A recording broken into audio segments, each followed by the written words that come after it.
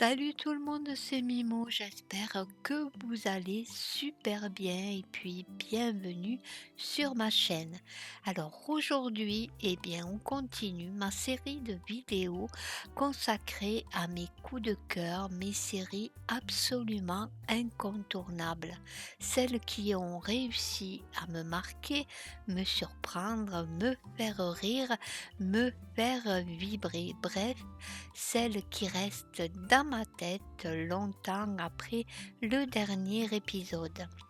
Et là, aujourd'hui, on attaque quelque chose de très spécial, une série qui s'est directement hissée dans mon top 5. Oui, on peut dire ça, sans discussion possible. Une série que j'ai même eu du mal à lâcher entre les épisodes. Il me tardait de terminer ce que je devais faire pour aller vite regarder le suivant tellement j'étais dedans. C'est drôle, c'est intense, intelligent, surprenant et franchement, je pense que très peu de dramas réussissent un mélange aussi explosif. Bien sûr, je vous parle de Mr. Queen. Oui, Mr. Queen, le drama historique le plus fou, le plus déjanté, le plus inattendu et peut-être aussi le plus touchant que j'ai vu ces dernières années. Dans cette vidéo, je vais pas juste vous en faire un résumé ou dire j'ai aimé parce que c'était drôle. Non, on va analyser ça ensemble. Les personnages, l'écriture, l'humour qui est juste iconique, la romance, les thèmes profonds, la mise en scène et aussi pourquoi cette série a résonné avec moi personnellement. Parce que oui, Mr. Queen, c'est pas juste un drama qu'on regarde, c'est un drama qu'on vit. Donc installez-vous, prenez quelque chose à boire, mettez-vous à l'aise. Aujourd'hui, je vous raconte pourquoi Mr. Queen est l'une des meilleures surprises de mon top 5. Alors, d'abord, faut que je vous explique pourquoi j'ai lancé Mr. Queen.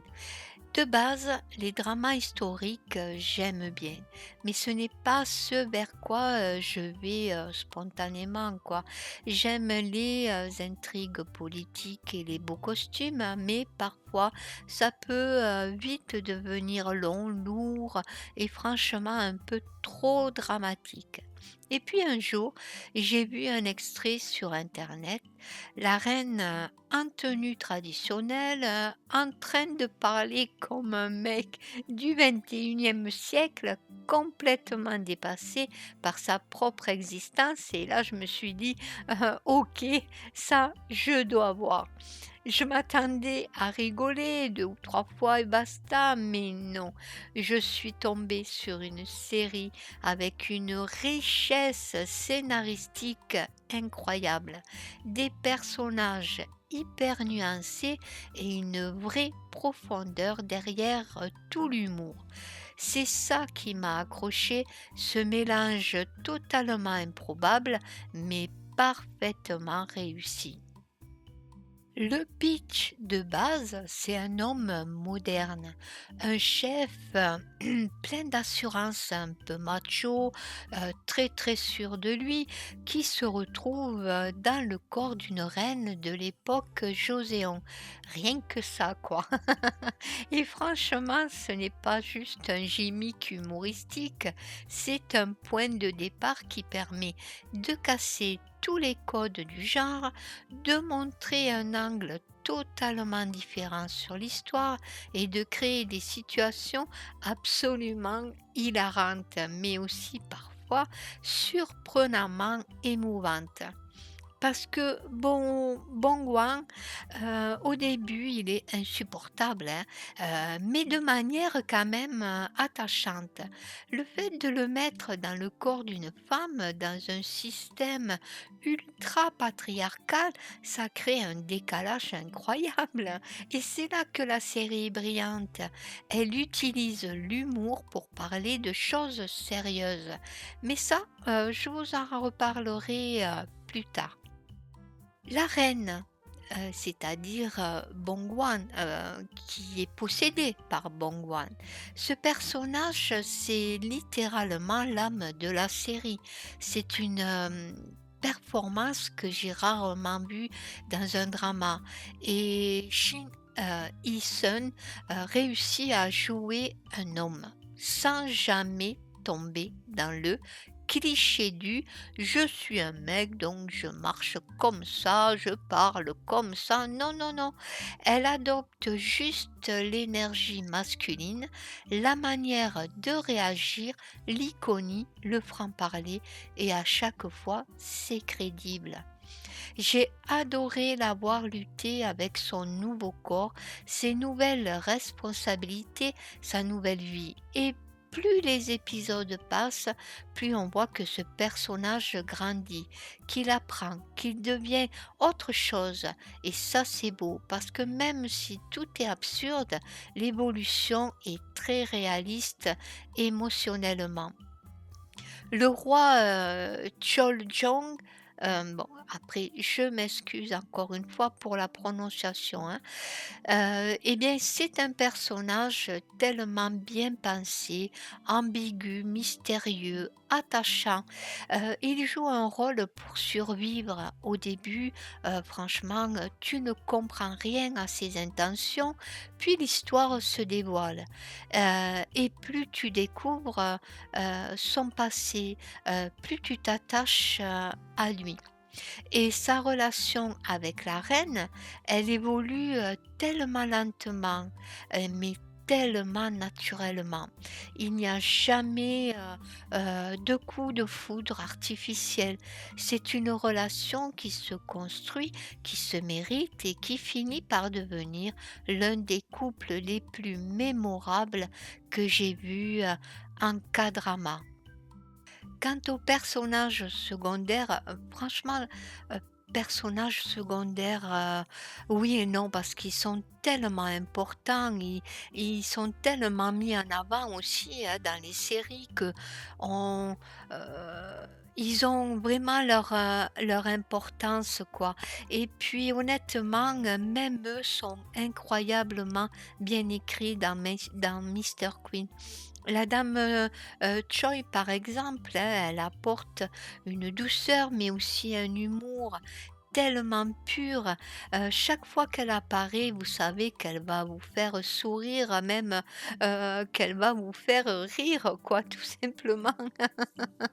Enfin, elle est pépite, l'actrice, aussi, elle joue divinement bien, hein. Donc ensuite, bon, les ministres, les clans rivaux, les conseillers, même eux, tu finis par les comprendre. La série ne laisse personne au hasard. Chaque personnage a une motivation, en fait, et chaque décision est cohérente.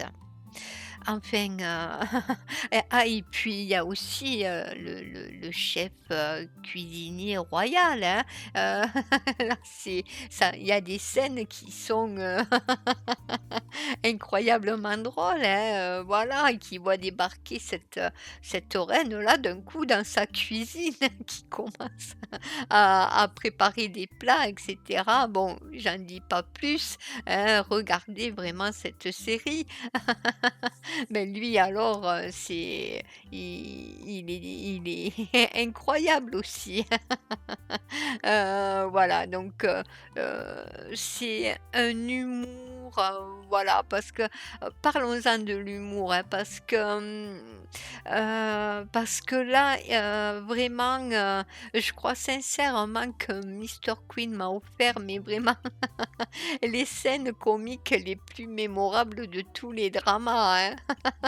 Entre les expressions faciales, les situations absurdes, le contraste entre les manières modernes de Bongwan et la rigidité du palais, ben, c'est un festival, hein. Ah là là et ce qui est fort et bien, c'est que l'humour et bien, il casse jamais, le rythme. Il sert l'histoire, hein, au contraire et il approfondit les personnages et il fait avancer les intrigues. Donc c'est du comique, fin, intelligent et très bien maîtrisé. Mais venons-en, à la romance. Ce que j'ai vraiment aimé dans cette romance, c'est qu'elle m'a surprise. Je pensais qu'elle allait être secondaire ou forcée, mais en fait pas du tout. Elle est douce, lente, crédible. Parce qu'en fait, quand on y réfléchit, c'est un triangle amoureux. Il y a la reine, il y a le roi et puis il y a Bongwan. Entre eux, ils possèdent, faut pas oublier que c'est ils possèdent le corps de la reine, mais pas seulement, parce il va ressentir aussi, ses émotions parce que la reine, elle est toujours, cachée quelque part, elle est toujours présente mais effacée, hein. Vous découvrirez pourquoi, hein et mais lui, il va ressentir tout ça. Hem, donc le fait qu'un homme, moderne tombe amoureux à travers un corps qu'il n'a pas choisi, ça pose, plein de questions très intéressantes sur, l'âme, l'identité, l'attirance, la connexion émotionnelle. Ce n'est pas, juste une romance, c'est aussi une réflexion, quoi. Voilà et c'est ça que j'ai adoré, vraiment.